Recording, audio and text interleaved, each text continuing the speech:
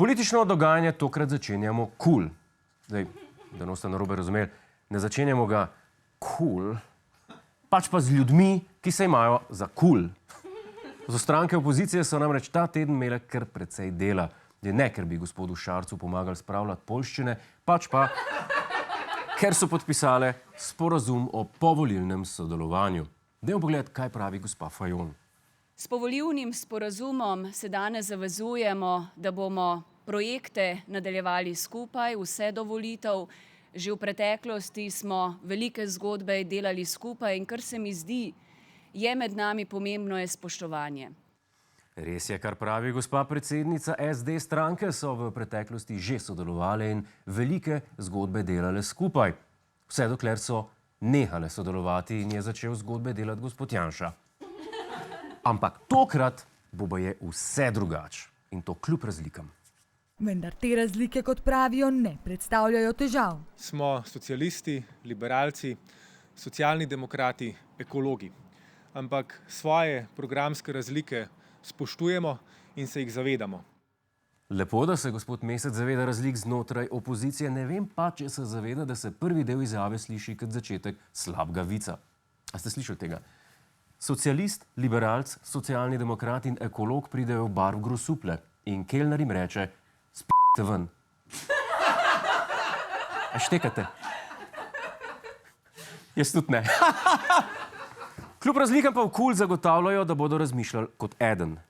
Mi nikoli ne bomo razmišljali kot eden, ker to tudi ni naš cilj. Kajti tam, kjer vsi mislijo enako, tam ponavadi nihče nič ne misli.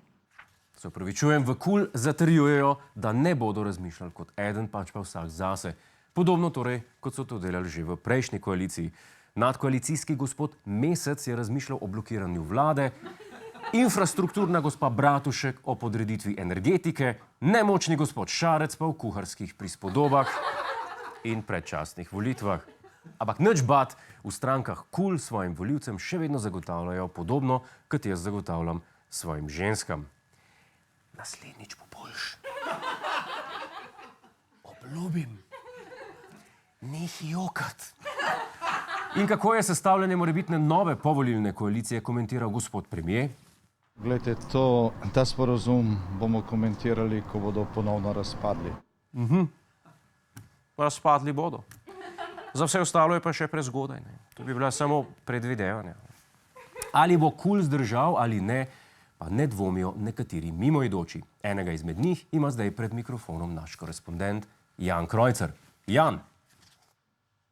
Živjo, Jure, res je, z menoj je samooklicani največji oboževalec KUL, gospod Beno. Živjo, gospod Beno. A ste bili vi vedno politično opredeljeni? Ne, prej me politika ni zanimala. Smem vprašati, zakaj? Ja, prej so bile samo te stranke SD, SDS, DESUS, SAB. To meni nič ne pomeni. Ampak ko sem slišal ime KUL, sem vedel, da je to ekipa, ki res špona. Gospod Beno, z menoj se pogovarjate, ne rabite gledati v kamero, to je čisto okej, če se midva pogovarjava, prav? KUL opozicija je mega špon. Gospod Beno, a vi to berete z listka? Jaz sem samo navaden mlad študent, star od 18 do 31 let, tako kot ti. Všeč so mi KUL zadeve. Gospod Beno, kdo je vam to napisal? Tako da, če igrate TikTok in gledate Fortnite, če znate našteti vse digimone, potem ste kot jaz. Skupaj lahko glasujeva KUL. Okej, mislim, da smo slišali dovolj, to je to iz moje strani. Ja, Jure, prvega smo, a bi me lahko ti počas splačal? The fuck je s tem modelom? Hvala Jan. Hvala, Jan. Pri zadnjem stavku te nekaj prekinil, nisem slišal, kaj si rekel, ampak sem pa vesel, da nam vedno postrežeš s tako raznolikimi gosti.